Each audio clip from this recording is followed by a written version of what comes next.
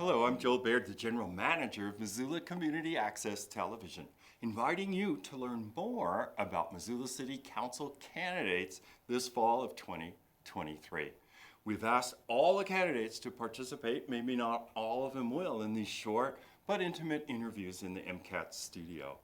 Today we're going to visit with Gwen Nicholson, who is seeking to represent Ward 1.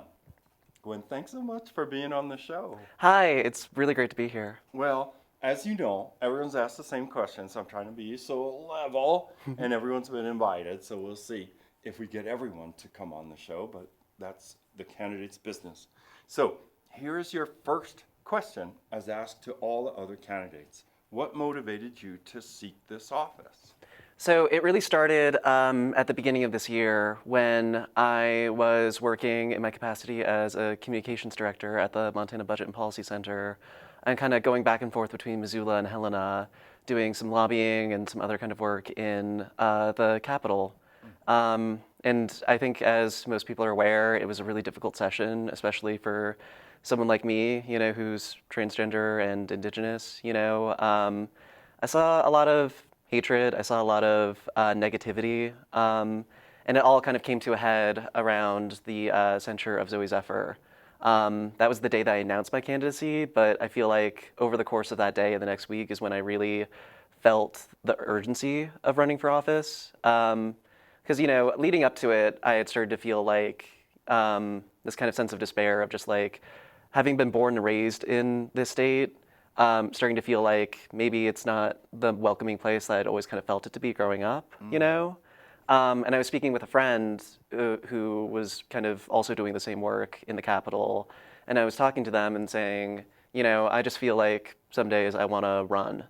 And they were like, well, do you mean run away from Montana or run for office?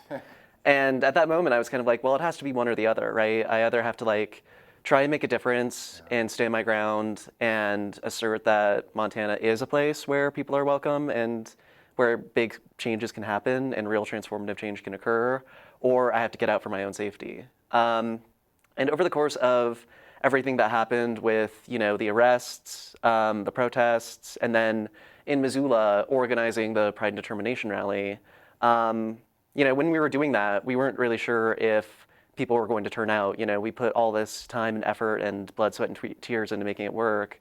But I was thinking to myself the whole time of just what if it's only our friends who show up? What if it's only 30 to 50 people? What if it's 200 people, The final number wound up being closer to 2,000 people, And I remember going across the Bear Tracks Bridge and being at the head of the march and looking back and seeing the entire bridge filled all the way to the hip strip with people coming out and supporting positive things, love, change, democracy, and all of it kind of wrapped up in this love and respect for queer people and kind of affirming no, we want you here. We want you in our community.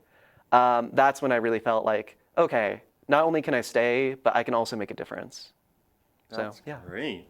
Yeah, Scott was in the parade for the library. Oh, that's lovely. He was on the bicycle. That's so cool. Of the library, portable library. I love that. Okay, so this is your second question asked of everyone. What are your top 3 priorities if elected?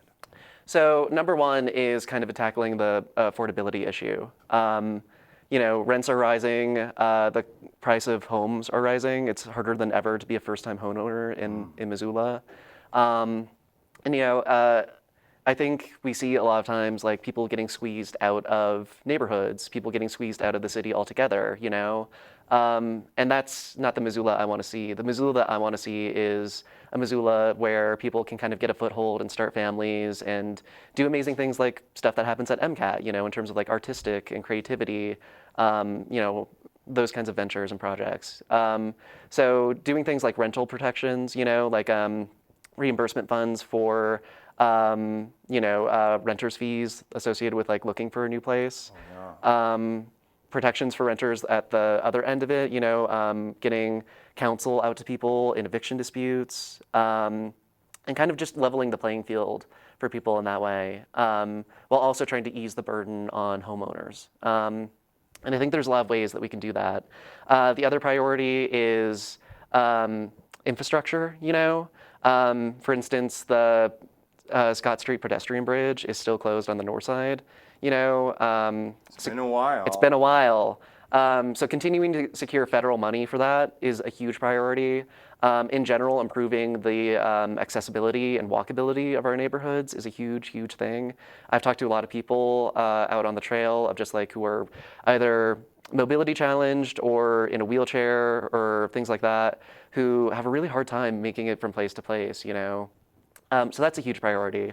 And then I think lastly is addressing the homelessness crisis. We have a lot of people out on the streets and not a lot of places to put them. So, and when that happens, I think we find this situation where both the housed and the unhoused communities' needs aren't being met, That's something that I've been seeing a lot is the current solution isn't working for either community. So, doing things like expanding the amount of shelter space that we already have, spreading the burden out across the entire city. So getting, shelters out in every ward, getting places for people to camp in every ward, getting people a solid foundation, things like public bathrooms, safe needle drop sites, so that people can get the trash off the streets and things like that, getting it so that people can have reliable means of communication with each other, like getting cell phones into people's hands, getting people more internet access, so it's easier to like communicate with each other, coordinate rides, get to and from work, things like that, because that's a huge barrier within the unhoused community that I've been talking to is just like, I don't know how to like coordinate a ride to work when I can't get in touch with my boss, things like that. I think once we get a solid foundation in place and we get more shelter space, I think we're going to find that we're going to be able to organize among the unhoused community a little bit more and get some more self-advocacy and self-reliance going. So, yeah. Okay, those are good priorities. And you made reference to it, and here's your third question. What did you learn on the campaign trail? The main thing that I've been learning is that people really deeply care about the city. People are deeply empathetic in the city. People want to be good neighbors. And that's true of the people whose doors I've been knocking on, I've been honestly shocked at the amount of people who I talk to who are like, I want to take care of my unhoused neighbors. I want the city to be a more equitable and welcoming place, Not that I underestimate Missoula in that regard, but it's nice to hear people talk about that directly, because I think it's also, the alternative is easy to be like, well, that doesn't really affect me, or I'd want it to be out of sight, out of mind. I haven't seen a whole lot of that on the campaign trail. And the same is true for all kinds of people in all kinds of communities, I feel like. I feel like Missoula is really set on being a welcoming and inclusive place to all kinds of people. And did you want to remark anything about Ward 1? Because we know how varied Ward 1 is. Has so many different economic sets, topography, densities, and so on. It totally is. You go from the north side, which has its own very distinct vibe. And I used to spend a lot of time on the north side, and I think historically that's been a place where really great things have come out of that into the rest of Missoula in terms of like stuff that's been happening at like the North Missoula Community Development Corporation. Or like Oaks over there. Exactly, yeah. Like real, and a lot of art, a lot of music, historically like projects that like started in the north side and then move out to the rest of it. And then you also have like the Lower Rattlesnake where I live currently, meeting people in the neighborhood there has been really incredible. People are really welcoming. It's so gorgeous, That's where a lot of Missoula's like natural beauty can be found, So I think combining that and like bringing together people across that like class strata, I think good things come when neighborhoods are in communication with each other. And I think that's the main thing. Is like the thing that I've discovered is, I think what's really needed within Ward 1 is more means of like getting people together and bringing people together in a communal sense, and that starts with like making the north side a little bit more walkable and accessible, It starts with kind of bringing people down from the Rattlesnake into the larger Missoula community, I think there's a lot of opportunities for that, and it's something I would really be excited to work on. Great. And here is your last question, and you could take it any direction you want. What do you want potential voters to know about you? Mostly the love that I have for Missoula, because I have lived my whole life here. I was born here at Community Hospital. My dad used to work for the city. He was assistant city fire chief for a long time before he retired. Um, I went through my whole education from pre-K to my college degree was all done in Missoula.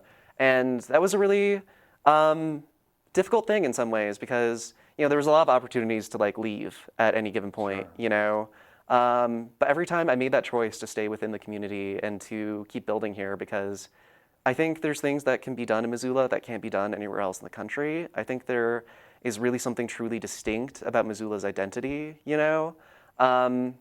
especially when you get into like the amount of like amazingly creative people who live here, Things really happen in Missoula in a way that don't happen in other cities, even, let alone in Montana, in the entire continent. Missoula is really special in that regard.